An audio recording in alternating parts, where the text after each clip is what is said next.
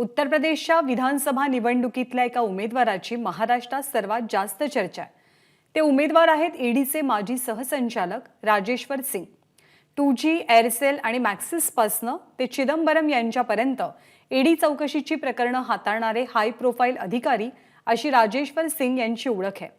उत्तर प्रदेशमध्ये आता भाजपच्या तिकिटावरती ते निवडणूक लढवतात।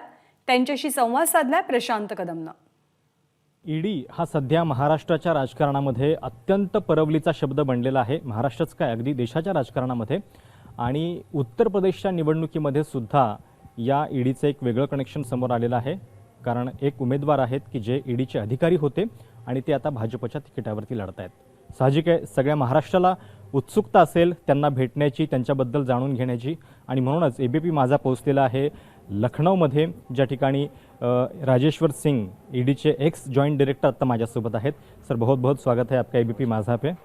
सर आप चुनाव तो यूपी में लड़ रहे हैं लेकिन आपकी ज़्यादा चर्चा वहाँ महाराष्ट्र में हो रही है। महाराष्ट्र के कई सारे नेताओं ने वहाँ पे बयान दिए कि देखो इनको बीजेपी का टिकट मिल गया तो बीजेपी और ईडी का जो नेक्सस है ये इससे साबित होता है। कई सारे प्रमुख नेताओं ने बयान दिए। इस तरह के बयान विपक्ष का काम है देना। उनके पास जब कोई बात नहीं रहती बोलने को तो इसी तरह का बयान देते हैं।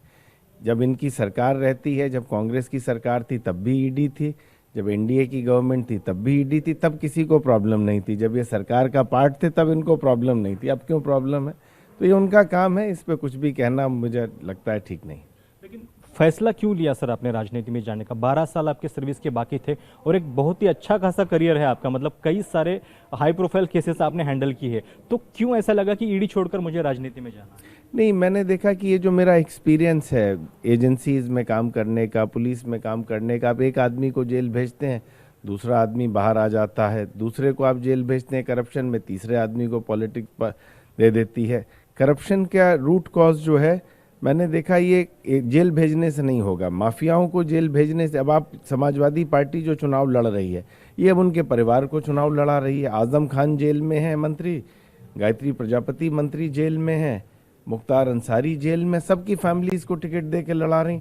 और ये अगर ये लोग पॉलिटिक्स में रहेंगे तो क्या इनसे यूथ के लिए क्या होगा, देश के लिए क्या होगा, प्रदेश के लिए क्या होगा? ये सरकार में आने के बाद सिर्फ भ्रष्टाचार में लिप्त रहेंगे, माफिया उसमें लिप्त रहेंगे। तो आपको ऐसे कानून की अब आवश्यकता है, ऐसे और सुधारों की आवश्यकता है कि इस तरह की माफिया पॉलिटिक्स से बाहर जाएं।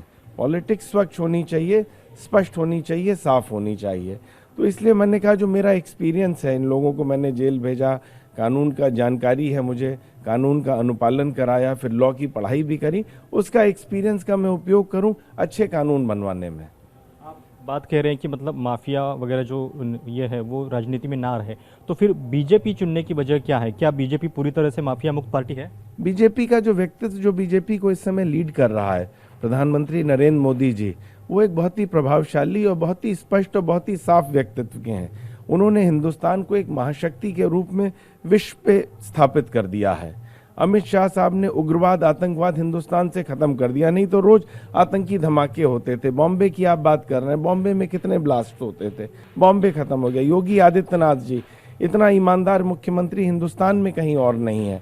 उन्होंने सारा माफिया, उत्तर प्रदेश का जितना माफिया था, चाहे वो नकल माफिया हो, चाहे शिक्षा माफिया हो, चाहे खनन माफिया हो, चाहे भू माफिया हो, चाहे आपराधिक माफिया हो, चाहे वन माफिया हो, सबको जेल में डाल दिया। उनकी 2000 करोड़ से ऊपर की प्रॉपर्टीज अटैच कर ली। आज उत्तर प्रदेश माफियाओं से मुक्त है। अपराधी आज जेल में 44,000 लोग गैंगस्टर में बंद हुए, 750 से ज़्यादा एनएसए में बंद हुए, 150 से ज़्यादा शातिर अपराधी मुठभेड़ों में मारे गए, इनकी प्रॉपर्टीज जब्त। आज उत्तर प्रदेश, जिसको पहले पूरा हिंदुस्तान कहता था जंगल राज है, गुंडा राज है, वहाँ आज कानून का राज स्थापित कर दिया योगी आदित्यनाथ। आपने बीजेपी को चुना? जी, बहुत महत्वपूर्ण मुद्दा है ये, बहुत दूसरा मुद्दा है विचारधारा का। भारतीय जनता पार्टी जो कहती है, मैनिफेस्टो में जो कहती है वो करती है, बाकी पार्टियों में ये नहीं है। इन्होंने कहा राम मंदिर बनाएंगे, राम मंदिर, आज भव्य राम मंदिर का निर्माण हो रहा है। इन्होंने कहा 370 हटाएंगे, 370 हट गई। इन्होंने कहा ट्रिपल तलाक खत्म होना है, भारतीय जनता पार्टी ने ट्रिपल तलाक खत्म हो गया। जो बात कहती है उस पर रहती है। दूसरा व्यक्तित्व, तीसरा विचारधारा। इनकी विचारधारा राष्ट्र प्रथम की है, देश के प्रति सारे लोग समर्पित हैं। बाकी जो पार्टियां उत्तर प्रदेश में, जो पार्टियां चुनाव लड़ रही हैं, किसी के लिए माफिया प्रथम है, पूरे माफियाओं को चुनाव लड़ा रही, किसी के लिए परिवार प्रथम है, एक ही परिवार के 35 लोग चाहे विधायक हो, चाहे सांसद हो, चाहे जिला पंचायत अध्यक्ष हो, चाहे एमएलसी हो, एक ही परिवार प्रथम है उनके लिए। अपराधी जो 60 मुकदमे वाले हैं उनको आप चुनाव लड़वा रहे हैं, क्यों? उनकी विचारधारा ही गलत है। भारतीय जनता पार्टी की विचारधारा के मैं साथ हूँ। सर, लेकिन ये दौर ऐसा है कि इस दौर में एजेंसी के ऊपर भी बहुत सारे सवाल उठाए जा रहे हैं। जैसे ईडी तो मतलब कई साल पहले ये नाम भी लोगों को मालूम नहीं था, लेकिन आजकल राजनीतिक आरोपों के घेरों में बहुत रहती है ईडी। तो ईडी देखिए, ईडी एक प्रोफेशनल एजेंसी है। आप कोई भी काम करते हैं, चाहे मैंने भी ईडी में 13 वर्ष काम किया, चाहे किसी को मैं सम्मन इशू करूं, किसी के यहाँ सर्च करूं, चाहे किसी को अरेस्ट करूं, हर चीज़ कानून के दायरे में होता है। एक एक्ट है, पीएमएलए एक्ट है या फेमा एक्ट है, उसके दायरे में काम करते हैं। कोई भी चीज़ हम इशू करते हैं, कोर्ट, ट्रायल कोर्ट हो, चाहे हाई कोर्ट हो, चाहे सुप्रीम कोर्ट हो, उसे मॉनिटर करता है। तीसरी चीज़ सेंट्रल विजिलेंस कमीशन है, हमारे हर चीज़ पे नज़र रखता है। तो ईडी एक प्रोफेशनल एजेंसी है। आरोप लगाना काम है विपक्ष का। जो आदमी अरेस्ट होता है वो आरोपी लगाता है। मैं कहता हूं कि आप जाइए, चैलेंज कीजिए ना। आपके पास कोर्ट ऑफ लॉ है, हर चीज के लिए आपके पास ओपन है। आप जाइए, चैलेंज कीजिए। कहीं पे कोई रिलीफ मिली किसी को? नहीं मिली। क्यों नहीं मिली? महाराष्ट्र में एक सबसे बड़ा आरोप यह है कि जो नेता भाजपा में आ गए हैं उनके ऊपर कोई कार्रवाई नहीं होती है। उन्होंने पब्लिकली बयान भी दिए हैं कि हमें अच्छी नींद आ रही है क्योंकि हम बीजेपी में आ गए हैं। ये बचपने के बयान है, ऐसा नहीं होता। अभी उनको एजेंसीज की वर्किंग नहीं मालूम है। यहाँ पे हर केस लॉजिकल एंड तक जाता है। हर केस को ट्रायल कोर्ट से लेकर सुप्रीम कोर्ट तक मॉनिटर करती है।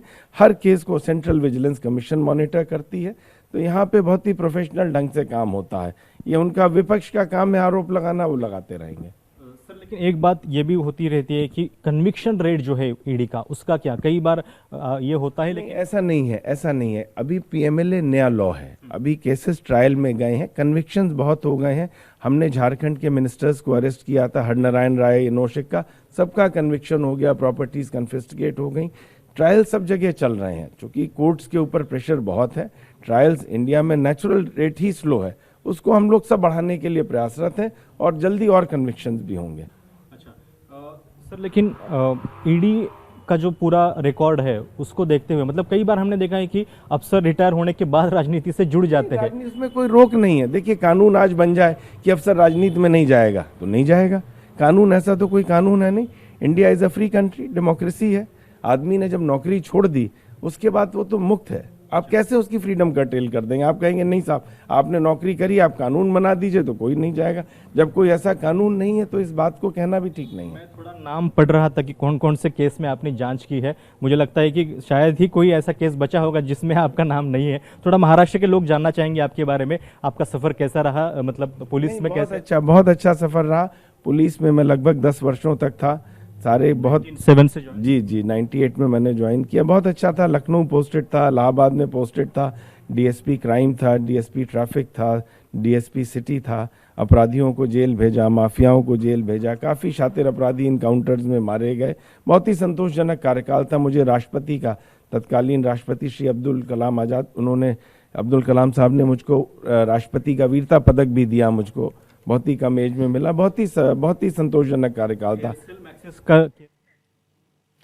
त्यामुळे भाजपत असू तर ईडीची कारवाई होत नाही असं म्हणणं बालिशपणाचं विधान आहे, असं तत्कालीन ईडी अधिकारी राजेश्वर सिंग यांनी सांगितलंय। ते सध्या भाजपच्या तिकिटावरनं उत्तर प्रदेशातनं निवडणूक लढवतात। त्यांच्याशी प्रशांतनं संवाद साधलेला। एबीपी माझा, उघडा डोळे बघा नीट।